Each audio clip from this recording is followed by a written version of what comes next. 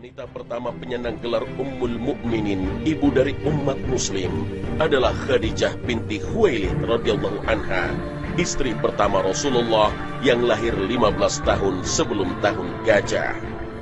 Nasabnya mulia di kalangan Quraisy dan wanita yang paling tinggi kemuliaannya. Khadijah binti Khuwailid radhiyallahu anha memiliki kesucian dari perbuatan buruk yang menjadi inti peradaban zaman jahiliyah. Beliau tidak seperti wanita di masa itu karena tidak berperilaku jahiliyah 65 tahun sebelum Rasulullah SAW menerima wahyu pertama. Itu sebabnya para penduduk Makkah menjulukinya At-Tahirah atau wanita suci. Dia seorang saudagar wanita yang sukses dengan harta yang melimpah, dipersunting oleh Rasulullah di saat usianya 40 tahun. Sementara Muhammad SAW berusia 25 tahun. Selama menikah dengannya, Rasulullah tidak pernah memadu dengan wanita lain hingga wafatnya Khadijah.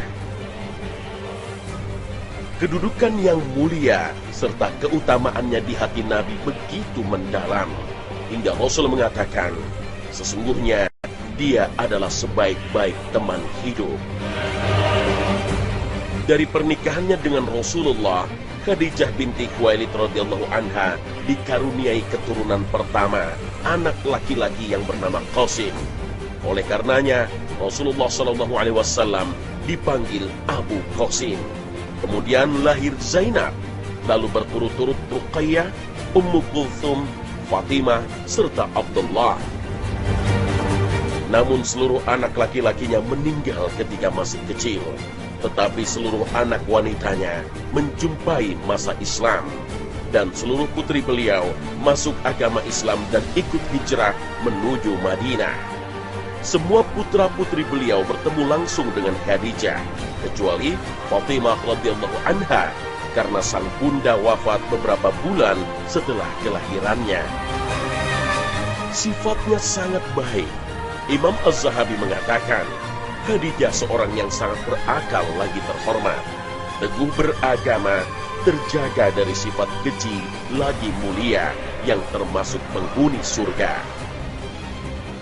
Nabi Muhammad SAW selalu memujinya dan mengangkatnya melebihi istri-istrinya yang lain, sampai-sampai membuat Aisyah radhiyallahu anha berkomentar, "Aku tidak pernah merasa cemburu terhadap madu yang lainnya melebihi kecemburuanku pada Khadijah." Perannya demikian besar dalam kehidupan dan dakwah Rasulullah SAW. Dialah orang pertama yang beriman dan percaya kepada Rasulullah sebelum ada seorang pun yang beriman. Selalu meneguhkan Nabi SAW. Itu sebabnya Allah menyuruh Rasulullah supaya memberi kabar gembira kepada Khadijah dengan rumah di surga dari emas yang tidak ada kebisingan serta rasa capek di dalamnya. Kemuliaannya dan ketulusannya mendampingi Rasulullah SAW membuat malaikat mengucapkan salam kepadanya. Imam Bukhari dan Muslim meriwayatkan dari Abu Hurairah radhiyallahu anhu, Rasulullah SAW menceritakan, pada suatu ketika Jibril mendatangi Nabi Muhammad dan mengatakan, "Wahai Rasulullah, ini Khadijah telah datang. Bersamanya sebuah bejana yang berisi lauk, makanan, dan minuman. Jika dirinya sampai, katakan padanya bahwa Rabbnya dan diriku mengucapkan salam untuknya. Dan kabarkan pula bahwa untuknya rumah di surga dari emas yang nyaman, tidak bising dan merasa capai." As-Suhaili menjelaskan hadis ini bahwa Khadijah binti Khuwailid radhiyallahu anha mendapat rumah di surga yang terbuat dari batu permata. Karena beliau telah mengumpulkan berbagai sarana dakwah Rasulullah, ia pionir terdepan yang beriman kepada suaminya. Sikapnya tenang dan tidak pernah merasa capai dalam membela dan memperjuangkan agama Allah. Dan yang menjadi catatan selama berumah tangga dengan Rasulullah, Khadijah tidak pernah berkata-kata dengan nada tinggi kepada sang suami, tidak pernah membuat Nabi merasa capai, dan pantang baginya mengganggu dan turut campur urusan Nabi. Nasab keturunannya bertemu dengan nasab Nabi pada kakek keempat, yaitu Qusay bin Kilab. Sedangkan dari jalur ibunya bertemu dengan nasab Nabi pada kakek ke-8, yaitu Lu'ay bin Ghalib. Sebagai wanita yang banyak harta, Khadijah binti Khuwailid menawarkan kepada Nabi Muhammad untuk membawa dagangannya ke negeri Syam bersama budaknya yang bernama Maisarah. Tatkala Nabi pulang dengan membawa keuntungan yang sangat banyak dan beliau mendengar kejujurannya, maka Khadijah terpikat dengan Nabi, sehingga ia berharap bisa dipersunting oleh Rasulullah Shallallahu Alaihi Wasallam. Nabi pun menikahinya dengan mahar 20 ekor unta betina. Khadijah binti Khuwailid radhiyallahu anha adalah pendamping Rasulullah Shallallahu Alaihi Wasallam ketika pertama kali menerima wahyu di Gua Hira. Dalam sebuah hadis dalam riwayat Bukhari dan Muslim terdapat sebuah paparan lengkap bagaimana keadaan Rasulullah Shallallahu Alaihi Wasallam saat menerima wahyu surat Al-Alaq ayat pertama hingga kelima.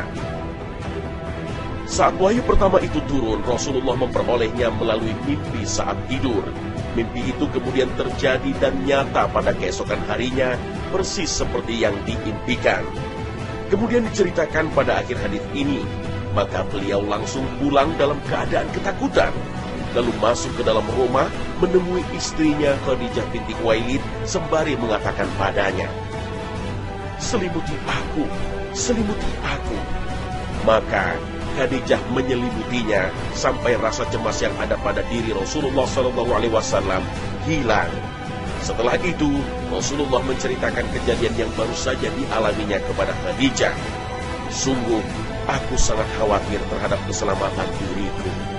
Lalu, Khadijah menenangkan sang suami tercinta. "Demi Allah tidak. Allah tidak akan mencelakaimu. Karena engkau adalah orang yang suka menyambung tali silaturahim, membantu orang, menyantuni fakir, memuliakan tamu, dan senang membantu." Lalu Rasulullah SAW dibawa pergi oleh Khadijah ke tempat Waraqah bin Naufal bin Asad bin Abdul Uzza. Saat itu Waraqah sudah berusia lanjut. Seorang Nasrani, anak dari paman Khadijah. Waraqah mempunyai kemampuan baca tulis bahasa Ibrani. Bahkan ia mampu menulis Injil dengan bahasa Ibrani seperti yang Allah kehendaki. Tiba di rumah Waraqah bersama sang istri tercinta, Muhammad SAW menceritakan seluruh pengalaman yang ia alami. Mendengar penuturan Muhammad SAW, Waraqah terkejut dan langsung berkata, "Ini adalah malaikat Jibril yang datang pada Nabi Musa alaihissalam. Sekiranya aku masih kuat pada saat itu, sekiranya aku masih hidup tatkala kaummu mengusirmu."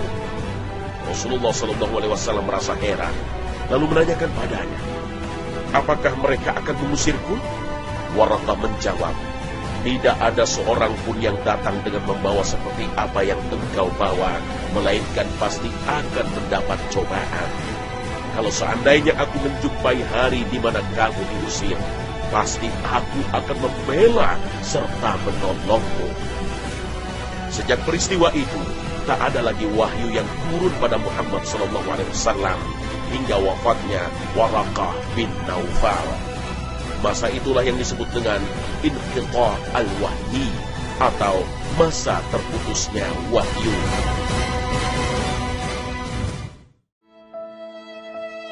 Khadijah binti Khuwailid radhiyallahu anha meninggal pada bulan Ramadan 10 tahun setelah kenabian. Ada yang mengatakan 8 tahun, ada yang bilang 7 tahun. Beliau tinggal bersama Nabi Muhammad SAW selama 25 tahun. Beliau dikubur di Hajun, dan tahun kematiannya disebutkan dalam sirah Nabi dengan tahun kesedihan. Kesedihan yang sangat dalam yang dirasakan oleh Rasulullah SAW saat harus berpisah dengan istri tercintanya, Khadijah binti Khuwailid. Semoga Allah Subhanahu wa Ta'ala meridhai ibunda kaum muslimin Khadijah, serta membalas segala kebaikannya untuk Islam dan kaum muslimin dengan sebaik-baik balasan.